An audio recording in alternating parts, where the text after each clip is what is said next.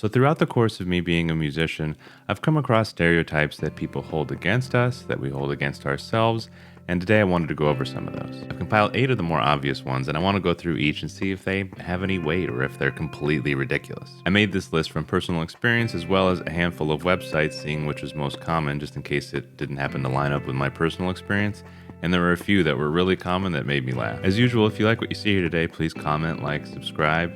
Really helps the channel grow. I really appreciate it. So number 1 on this list is that we're overly emotional. Maybe sometimes more emo, maybe more depressive or something like that. Especially in like the emo phase I grew up in, where it seems like every other band had something kind of like depressive.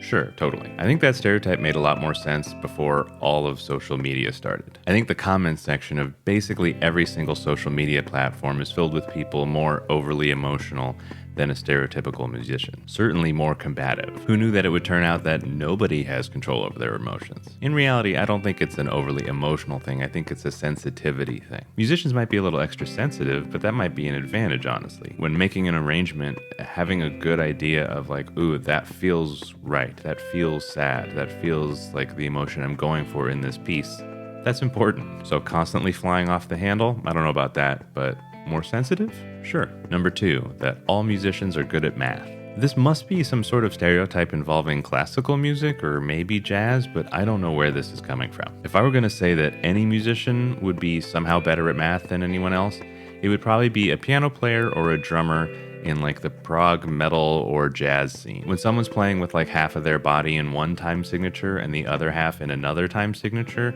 sure, math is happening. I don't know. I don't do that. But as a guitarist, who sometimes plays hard music, the most I'm going to be doing is counting to somewhere between 1 and 10, generally 5, maybe 7. So I'm fast at counting to those numbers, but I don't know if I'm just better at math. If you need me to count to a number lower than 10, I can do that though. So again, I don't really know where calculus would come into play as far as playing guitar and putting this mic in front of my face. Maybe there are some people out there that are better at math for some reason, and that's because they're a musician, I guess. Anything could be true while we're at it, so whatever. But in my case, I don't think I'm very good at math. I'm not terrible at it. I'm not great at it. I'm probably on the lower average. So I'm going to go ahead and say, nah, this is ridiculous. Number 3, musicians are vain and self-absorbed. I mean, I guess, like, you have to have a lot of faith in yourself to start a business, which is what being a professional musician is. And you have to have a lot of faith in yourself to think that you're going to make it and it's worth the risk to go into music. You might have to be really self-interested and, seemingly self-absorbed to make sure that you can get your pictures taken and get the recording studio, put a band together, tell them all they should be playing songs you wrote, put on a show to perform the songs you wrote to people, and you're betting that they will like what you wrote. At a certain point it sounds self-absorbed, but that's the business. So I don't know if it's any more self-absorbed than anything else. As for being unusually vain, I really don't think so. Most musicians I know are pretty self-critical, myself included. If I played some amazing solo, I would feel pretty good about myself because it was an amazing solo.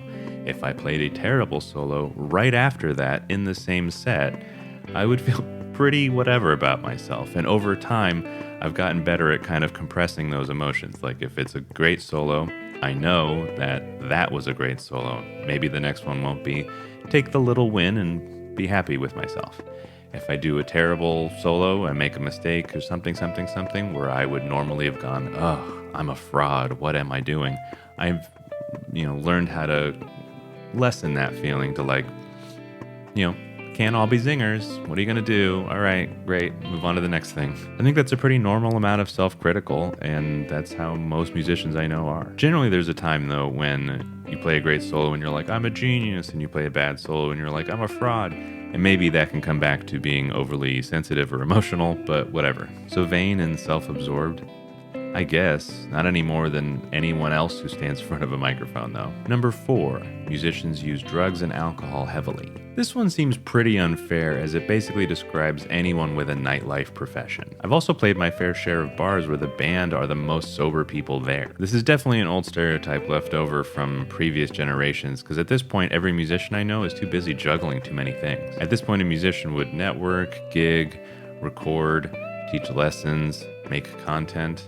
make tabs or music for something, practice their instrument, like practice all the other techniques to make all those other things besides practicing your instrument faster, more streamlined. There's too much to do. Also, thankfully, a lot of musicians I know are also very, very aware of mental health because when doing all those different things, burnout can be a thing. I forget which movie it was, but I heard a quote in something I saw recently that was like, musicians never retire, they just run out of music or something like that.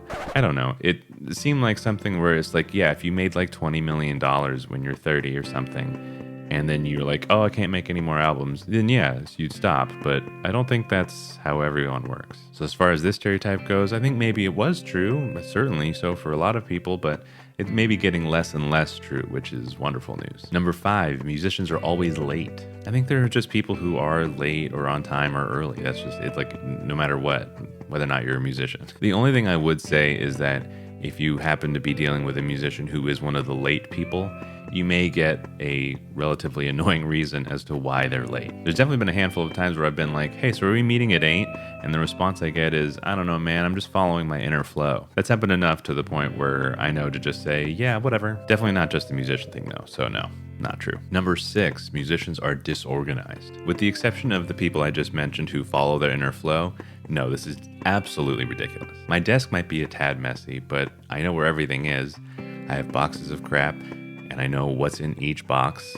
No, I'm not disorganized. I might be a tad messy. And most musicians I know, it might look a little whatever, like they might have a lot of papers, but they know which papers are in which folder. Very rarely have I met a musician who's like, oh, I just forgot my amp on the way to the gig. I just forgot my pedal board. It's not a common thing. Actually, proof that this disorganization stereotype is completely wrong would be all the guitarists' gorgeous pedal boards that are, the cables are done in such a way that you can't see them, or they're all zip tied down, and then their desk has like 2 plants on either side with like their amp over here, and everything looks very aesthetic, at least in the last handful of years. So no, this one is ridiculous. Number 7, musicians don't like to deal with business-related things. I mean, I don't know anyone who likes just filling out annoying forms. So this is, again, kind of unfair. If it was referring to business things like PR/marketing, then that's a whole nother story. A lot of the times, unless you already have a name for yourself, you're paying like $5,000 a month or something